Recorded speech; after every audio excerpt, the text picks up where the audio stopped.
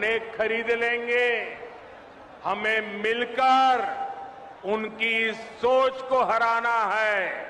रेवड़ी कल्चर को देश की राजनीति से हटाना है। नमस्कार, मैं हूं जय दुबे। हमारी खास पेशकश मुद्दा में आपका फिर से स्वागत है। देश में यूं तो कई ज्वलंत मुद्दे हैं जिस पर सार्वजनिक चर्चा भी जरूरी है, तो मंथन और कार्यवाही भी आवश्यक है। इसी कड़ी में आज हम एशियन न्यूज की खास पेशकश मुद्दा में रेवड़ी कल्चर पर चर्चा करेंगे।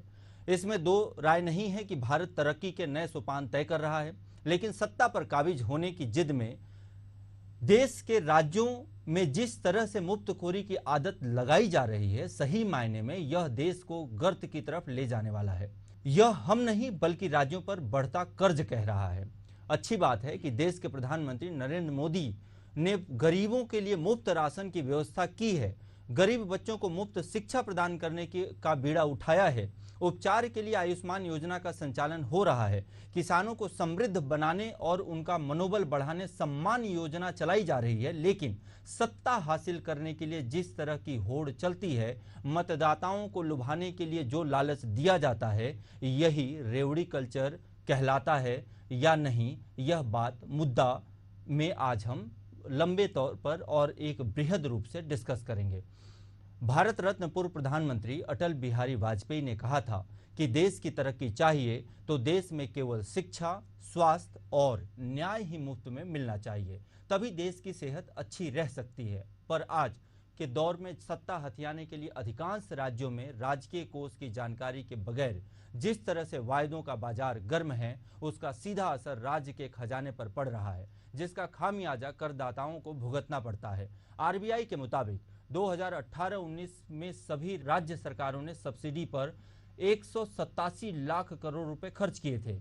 यह वर्ष 2022-23 में बढ़कर 3 लाख करोड़ रुपए के पार चला गया। इसी तरह मार्च 2019 तक सभी राज्य सरकारों पर 48 लाख करोड़ का कर्ज था, जो मार्च 2023 में बढ़कर 76 लाख करोड़ के ऊपर चला गया। क्या यह आंकड़े डराने वाले नहीं हैं? लेकिन इसकी परवाह कौन करता है, क्योंकि नेताओं को तो कोई मतलब ही नहीं है, यह जनता का पैसा है। असल मायने में नेताओं की उदारता का हथौड़ा सीधे तौर पर करदाताओं के सिर पर पड़ता है। बात यहाँ पर समझने की है कि आखिर इस रेवड़ी कल्चर के सही मायने में फायदा किसे पहुंच रहा है। इससे पहले यह समझना होगा कि वास्तव में रेवड़ी कल्चर है क्या। हालांकि सुप्रीम कोर्ट में दिए एक हलफनामे में चुनाव आयोग ने कहा था कि भारत में रेवड़ी कल्चर यानी फ्री बीज की कोई स्पष्ट परिभाषा नहीं है। आयोग ने अपनी दलील में कहा कि प्राकृतिक आपदा या महामारी के दौरान जीवन रक्षक दवाएं, खाना या पैसा मुहैया कराकर लोगों की जान बच सकती है, लेकिन आम दिनों में अगर यह दिए जाएं तो इसे फ्री बीज कहा जाएगा। मतलब स्पष्ट नहीं कहा गया कुछ भी। अब रेवड़ी कल्चर के फायदे की बात करें तो इसका फायदा केवल राजनीतिक दलों या राजनेताओं तक सीमित होता है। जिन मतदाताओं को रिझाने के लिए रेवड़ी फेंकी जाती है, सही मायने में उसका फायदा भी चंद लोगों को ही मिल पाता है, कई लोग वंचित रह जाते हैं, लेकिन नुकसान बहुतायत में होता है। यहाँ हम हमारे साथ जुड़े मेहमान वरिष्ठ पत्रकार उचित शर्मा जी से समझने का प्रयास करेंगे कि देश में रेवड़ी कल्चर की जरूरत क्यों पड़ गई, नुकसान और फायदे को लेकर आपका क्या मत है, संक्षेप में समझना चाहेंगे। हमारे साथ जुड़े हैं छत्तीसगढ़ के पत्रकारिता जगत के बड़े हस्ताक्षर उचित शर्मा जी। उचित शर्मा जी, क्या कहना चाहेंगे रेवड़ी कल्चर के ऊपर आप?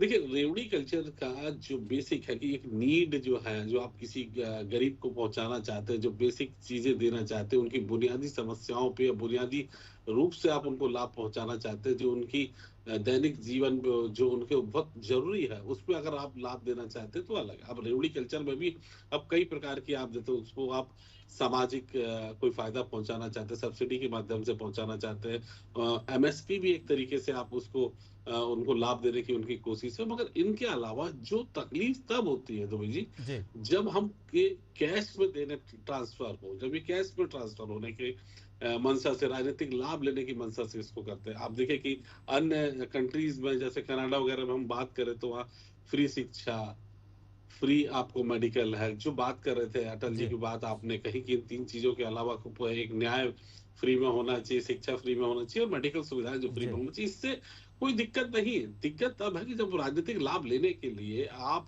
मंच पे चढ़ के जिस तरीके की बयानबाजी होती है वो किसी भी सरकार के द्वारा होती है, चाहे वो नरेंद्र मोदी जी कर रहे हो, चाहे वो राहुल गांधी जी कर रहे हो, चाहे वो 1 लाख रुपए ट्रांसफर करने की बात कर रहे हो, जी चाहे महतारी वंदन को भी मैं कहूंगा कि एक प्रकार के सब छत्तीसगढ़ परिप्रेक्ष्य पे बात करें तो महतारी वंदन है, गैस पे सब्सिडी है। जी आप जिस तरीके से किसानों को आप दे रहे हो, किसानों को लाभ देने के और भी तरीके हैं, जी किसानों को महिलाओं को फायदा देने के लिए और भी तरीके हैं। बिल्कुल डायरेक्ट कैश बेनिफिशियरी जो दी जाती है, डायरेक्ट बेनिफिट जो कैश ट्रांसफर किए जाते हैं, जी वो हमेशा से नुकसानदेह के लायक है। तो आप देखिए ना किस चीज के लिए बजट लिया जा रहा है। तो हमारी स्थिति हमें गलत तो नहीं है, लेकिन गलत होने के प्रोसेस में हम जरूर है, ये कह सकते हैं कि उचित छत्तीसगढ़ की शर्मा जो जी क्या माली हालत है। जी उचित शर्मा जी क्या आप जैसे लाडली बहन योजना है या महतारी बंधन योजना है, जिस तरीके से पैसे को सीधे तौर पर कहा जाए कि बिना कुछ काम लिए हुए, बिना किसी तरीके का कोई भी काम लिए हुए सीधे सीधे हर महीने पैसे को ट्रांसफर, ये करदाताओं के पैसे हैं,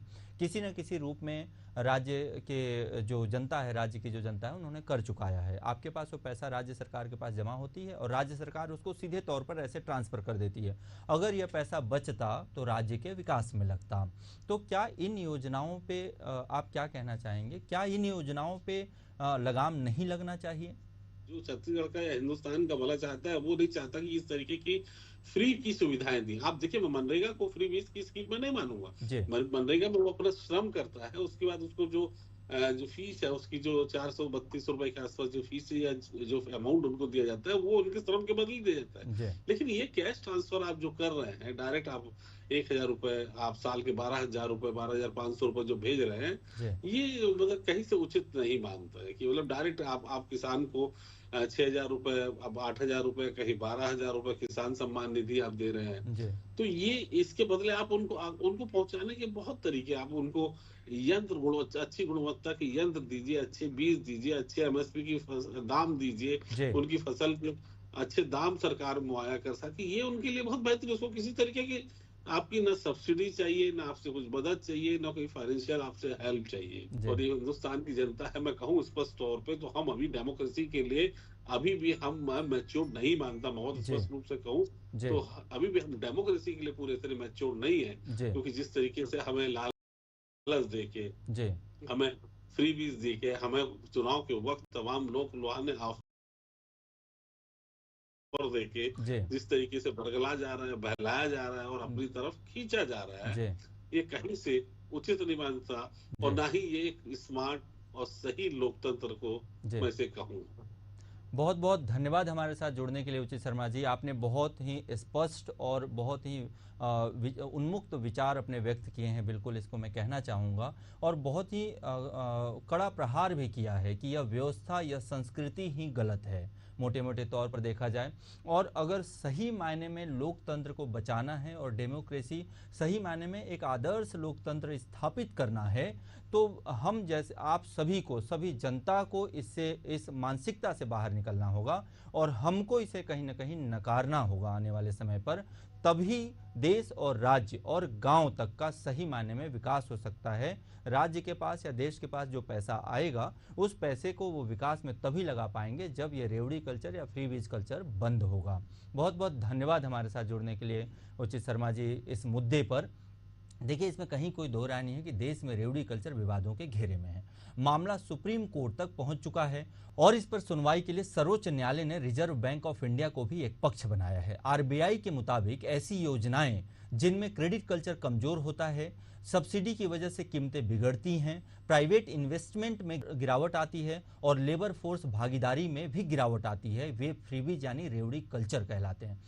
जिसके चलते सुप्रीम कोर्ट की दो सख्त टिप्पणी भी सामने आई है। 4 अगस्त 2022 को सुप्रीम कोर्ट ने चुनाव आयोग के खिलाफ तल्खी दिखाते हुए कहा था कि चुनाव आयोग इस मामले में समय रहते कदम उठाया होता तो शायद कोई भी राजनीतिक दल यह हिम्मत नहीं करता। लेकिन अब मुफ्त रेवड़ियां बांटकर वोट बटोरना भारत की राजनीतिक दलों का मुख्य हथियार बन गया है। इस मुद्दा को हल करने के लिए विशेषज्ञ कमेटी बनाने की जरूरत है, क्योंकि कोई भी दल इस पर बहस नहीं करना चाहेगा वहीं 11 अगस्त 2022 को अपनी टिप्पणी में सुप्रीम कोर्ट ने कहा कि यह मुद्दा समाज और अर्थव्यवस्था के लिए महत्वपूर्ण है, क्योंकि फ्री वीज की वजह से इकोनॉमी पैसे गंवा रही है। भारत पर आर्थिक संकट आ रहा है। हम इस बात से सहमत हैं कि फ्री वीज और वेलफेयर के बीच अंतर है। बात करें आम चुनाव 2024 की, तो भारतीय जनता पार्टी ने मुफ्त राशन योजना 5 साल जारी रखने की गारंटी जरूर दी है, लेकिन इसके अलावा भाजपा ने घोषणा पत्र में मुख्यतः सुधार कार्यक्रम और विकास योजनाएं जारी रखते हुए 2047 तक देश को विकसित राष्ट्रों में शामिल करने का संकल्प की भी बात की है। ज्यादा आईआईटी, आईआईएम और एम्स बनाने, सस्ता आवास मुहैया कराने और 70 साल के ऊपर के सभी बुजुर्गों को आयुष्मान के दायरे में लाने जैसी बातें कही हैं, जो नागरिकों के जीवन की गुणवत्ता बढ़ाने के लिए पार्टी के संकल्प को रेखांकित करती हैं। जबकि इससे उलट कांग्रेस ने सत्ता हथियाने की नीयत से रेवड़ी कल्चर का नया पैकेज मतदाताओं को परोस दिया था। इसका असर भी दिखा और कांग्रेस 44 सीट से बढ़कर 99 तक पहुंच गई। ऐसे में समझना आसान है कि राजनीतिक दल ने केवल सत्ता पर काबिज होने के लिए रेवड़ी जाल फेंकने का काम कर रही हैं, जबकि देश का विकास ऐसे राजनीतिक दलों के लिए गौण है। इस विषय पर बात करने के लिए हमारे साथ एशियन न्यूज के प्रधान संपादक सुभाष मिश्रा जी मौजूद हैं। आपसे समझना चाहेंगे सुभाष मिश्रा जी कि चुनाव आयोग को किस तरह से आने वाले समय पे सख्त होने की आवश्यकता है, वहीं विपक्षी दलों की कोशिशें जो रेवड़ी कल्चर को महत्व देने वाली नजर आती हैं, किस तरह से आप देखते हैं? आखिर रेवड़ी कल्चर कितना नुकसानदायक है, क्या करना चाहिए चुनाव आयोग की? सुभाष मिश्रा जी, आप क्या कहना चाहेंगे इस पर? कुछ नहीं कर सकता चुनाव आयोग, सब बेकार की बातें हैं जी। दरअसल जिस देश में 22 उद्योगपतियों का 16 लाख करोड़ रुपया सरकार माफ कर दे जी, आप गरीबों के बारे में रेवड़ी कल्चर की बात करते हैं जी, पर जो अमीर हैं जिनका पैसा एक झटके में माफ हो रहा है जी, और उस लिस्ट में इस देश के वो अमीर हैं जिनकी शादी ब्याह को लोग देख के अचंभित हैं कि इतना पैसा वो लोग खर्च करते हैं। बिल्कुल ऐसे 22 उद्योगपतियों का आपने 16 लाख करोड़ रुपए माफ किया। 16 लाख करोड़ हाँ, अगर आप 10 करोड़ किसानों को यदि ये पैसा देते तो उनको मालूम पड़ता उनका 1-1 लाख का कर्जा माफ हो गया। अगर महिलाओं को देते तो 16 करोड़ महिलाओं को पैसा मिलता। सवाल क्या है कि ये जो बात कर रहे हैं ये सब राजनीतिक दलों का दो मुहापन है। आप रेवड़ी कल्चर किसको कहते हैं? पहली बात है कि यदि आप गरीब को 80 करोड़ लोगों को अनाज देते हो तो ये रेवड़ी कल्चर नहीं है जी। ये आपकी जरूरत है कि आपने संविधान में ये किया कि जीने का अधिकार मिलेगा लोगों को जी, बिल्कुल। लोगों को शिक्षा का अधिकार मिलेगा, लोगों को स्वास्थ्य का अधिकार मिलेगा। दरअसल आप किन चीजों में ये पैसे खर्च कर रहे हैं या देते हैं, पर चुनाव जैसी नजदीक आता है तो आप किसी को कहते हैं हम लैपटॉप देंगे, किसी को कहते हो आपके हम कुछ और चीज देंगे, तो आप धीरे धीरे लोगों को घर बैठे पैसे दे रहे हो। हमारा कहना है कि जैसे कि अभी उचित शर्मा जी ने बहुत अच्छी बात कही कि मनरेगा जैसी योजना है जिसमें आपने रोजगार की गारंटी दी, आप उनसे कुछ श्रम तो कराइए, आप फिर उनको कुछ दीजिए, पर हाँ जिनको बेहतर स्वास्थ्य चाहिए उनको स्वास्थ्य दीजिए, आप शिक्षा का आश्वासन दीजिए कि हम बच्चों को पढ़ाएंगे, पर आप चुनाव में कहते हैं कि मांगो क्या क्या चाहिए। तो ये है दरअसल एक प्रकार का रेवड़ी कल्चर जिसमें आप मतदाता को प्रभावित करने के लिए आप तरह तरह के प्रलोभन देते हैं। पर यदि दिल्ली में सरकार मोहल्ला क्लिनिक खोलती है या अच्छे स्कूल खोलती है, वो रेवड़ी कल्चर नहीं है। रेवड़ी कल्चर ये है कि किसी को बिना श्रम के बिना मेहनत के वो चीजें देना जो कि उसके बिना भी उसका जीवन चल सकता था। तो अब ये तय करना पड़ेगा सरकारों को या जो राजनीतिक दलों को, और चुनाव आयोग जो है ना उसकी भूमिका तो और संदिग्ध है। वो मतलब कहता है कि हम क्या कर सकते हैं, मतलब इसको परिभाषित नहीं कर रहे हैं। सुप्रीम कोर्ट ने भी अपने हाल पे छोड़ दिया। तो इस मामले में किसी ने कोई ठोस निर्णय नहीं लिया कि किसको आप फ्री बीज मानोगे किसको नहीं मानोगे, और अगर फ्री बीज है ये तो उन राजनीतिक दलों का आयोग घोषित क्यों नहीं करते। अभी मैं एक आंकड़े देख रहा था, वो चौंकाने वाले हैं कि कुछ राज्य हैं जो अपनी जो आय है उसका 35% फ्री बीज में बांट रहे हैं। मतलब ये एक बड़ा जबरदस्त आंकड़ा। पंजाब 35.4%, आंध्रा जो है 30.3%, मध्य प्रदेश 28.8%, और जो बाकी राज्य हैं उनकी भी यही स्थिति है। केरल अकेला ऐसा राज्य है, देखिए बहुत चौंकाने वाली बात यह है कि केरल जहां पे साक्षरता का प्रतिशत ज्यादा है, जहां पे स्कूल अच्छे हैं, उसने फ्री बीज में 0.1 जो है परसेंटेज फ्री बीज में दिया है। तो आप ये देखिए, अच्छा रिजर्व बैंक ने इस पे चेतावनी भी जारी किया है कि ये जो है इससे कर्ज में आप फंसते जाएंगे, कर्ज से आप निकल नहीं सकते। तो मुझे लगता है कि इसमें सभी राजनीतिक दलों को, चुनाव तो हो गए अब तो अब बाद में चुनाव होंगे, बिल्कुल आपको ये तय करना पड़ेगा अपने घोषणा पत्र में, और ये न्यायालय को भी बताना पड़ेगा, आयोग को भी बताना पड़ेगा कि आप किसको रेवड़ी मानते हो और किसको आवश्यकता मानते हो। ओवरऑल में मिश्रा जी अगर एक और थोड़ा सा आगे बढ़ते हैं तो राज्य के आय वर्सेस अगर हम लोग बात करें कि जो रेवड़ी कल्चर, जैसा कि आपने परसेंटेज में अभी कई राज्यों के बारे में बताया है, छत्तीसगढ़ मध्य प्रदेश की बात करें, मध्य प्रदेश के बारे में भी अभी आपने बताया है, तो जैसे जो कुछ योजनाएं चल रही हैं जिसमें मुफ्त में हर महीने और अगले दिन हमारे चैनलों में और हर जगह अखबारों में खबर छपता है कि इतने 1000 करोड़ रुपए सीधे आपके अकाउंट में ट्रांसफर कर दिए गए। वास्तव में उस पैसों का कोई उपयोग सीधे तौर पे सरकार बांटने के अलावा और कुछ नहीं कर रही है। कहीं भी वह पैसा वापस से इकोनॉमी में बहुत ज़्यादा या इंफ्रास्ट्रक्चरल डेवलपमेंट में कहीं भी राज्य को सहयोग नहीं प्रदान कर रहे हैं। आप क्या कहना चाहेंगे कि अब जो घोषणाएं हो गई हैं, अब जो पैसे बट रहे हैं, उसको रोकने के लिए सरकार को क्या कदम उठाना चाहिए जिससे कि असर आए? देखिए, सरकारों को तो जैसे आरबीआई ने एक चेतावनी जारी की है, उसने कहा है कि आपकी जो जीडीपी है उसमें अभी उन्होंने बताया कि 48% जो है वो केवल जो है मध्य प्रदेश जो है उसका 29% जा रहा है, पंजाब का 48% जा रहा है। तो अगर आप इतना पैसा इसी चीज में डाल रहे हैं और आप सीधे अकाउंट में ट्रांसफर कर रहे हैं पैसा, हम ये नहीं कह रहे हैं कि आप पैसे मत दीजिए, पर देने के तरीके ये होने चाहिए कि आप उनसे कुछ ना कुछ तो कराइए। अगर मान लो लाडली बहना है, आप उनको 1000 रुपए दे रहे हो रक्षाबंधन में और 250 रुपए दे रहे हो और 1500 रुपए महीना दे दिया, तो उस 1500 रुपए में आप चाहते तो उन बहनों से ये भी अपील करते कि बहनें इसमें इस 1500 रुपए का कोई तो काम करके आप घर में ही बैठ के कोई आइडिया तो देते।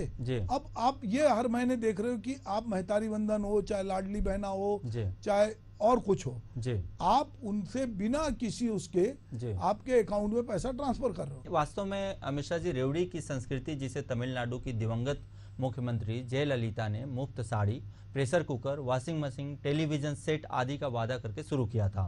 मुफ्त रेवड़ी कल्चर को अन्य राजनीतिक दलों ने भी वोटरों को लुभाने के लिए तेजी से अपनाया।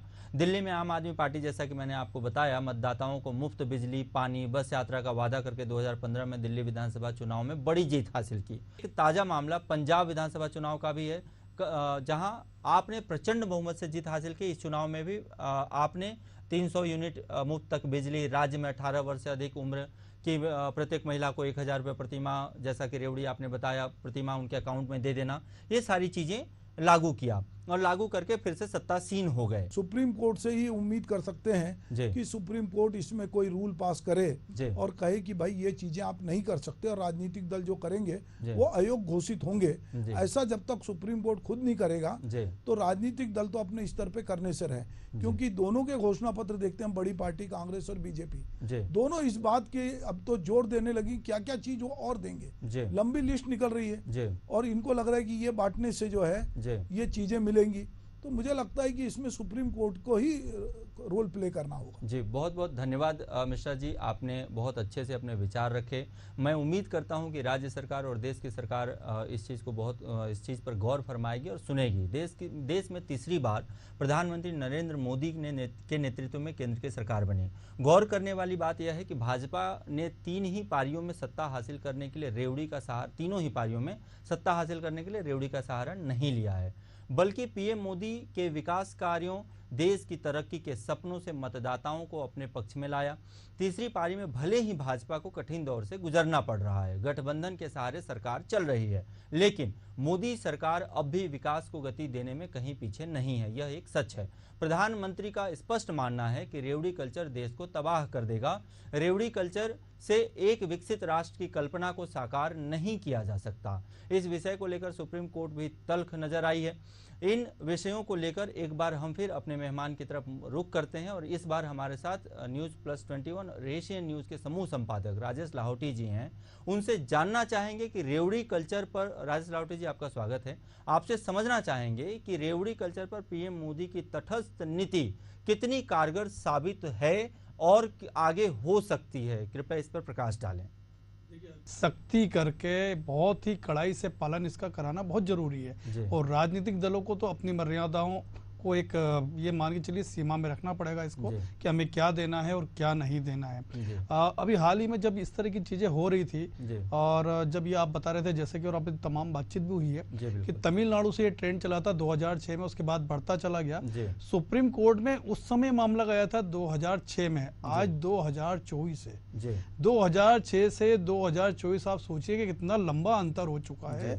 लेकिन रेवड़ी पहले भी थी, रेवड़ी आज भी है, पहले भी बढ़ रहा था, आज भी बढ़ रहा है, रुका नहीं बल्कि और ज्यादा मात्रा में बढ़ रही है वो सारी चीजें। तो फिर ये सवाल आता है कि अब ये चीजें जाए कहाँ, आखिर जाए तो आखिर कौन इस पे अंकुश लगाएगा। हालात ये हो गए हैं कि अब जब भी चुनाव आते हैं तो मीडिया में भी और दूसरी जगह भी अब ये लाइनें कही जाती है कि गरीब की थाली में पुलाव आ गया, लगता है चुनाव आ गया। तो मतलब इस तरह की चीजें होने लगी है। हालात ये भी हो चुके हैं कि कर्जा बांट बांट के राज्यों की आर्थिक स्थिति बिल्कुल बिगड़ गई है। आरबीआई ने भी जो भी एक रिपोर्ट जारी की थी उसमें पंजाब, राजस्थान और केरल, पश्चिम बंगाल जैसे कई राज्य हैं जो कि वो हाई रिस्क की श्रेणी में आ चुके हैं। इनका कर्जा इतना हो चुका है कि इनकी जीडीपी से भी करीब करीब आधे के करीब आने लगे हैं। पंजाब तो ये मान के चलिए 45% से ऊपर निकल चुका है अपने कर्जे की स्थिति में जो उसकी जीडीपी है। और वहीं अगर अपन देखें दूसरे स्टेट्स की भी तो लंबी लिस्ट नजर आ रही है। आखिर एक मजबूत लोकतंत्र और समझदार मतदाता बनने के लिए मतदाताओं को क्या एक्शन लेना होगा, क्या कदम उठाने होंगे कि नहीं, मना कब करेंगे, कब स्टॉप लगाएंगे कि बिल्कुल नहीं चाहिए? देखिए ये बात तो सही है कि इसमें जनता का क्या रोल होना चाहिए, क्योंकि दोष देने से ही सिर्फ समस्या हल नहीं हो जाती है। लेकिन यहाँ एक बात ये भी, जब देने वालों को संकोच नहीं तो लेने वाला क्यों संकोच करेगा, ये बात तो खैर आती है और ये सब जानते भी हैं। लेकिन एक मजबूत लोकतंत्र के लिए जनता को इस मामले में आगे आना ही होगा।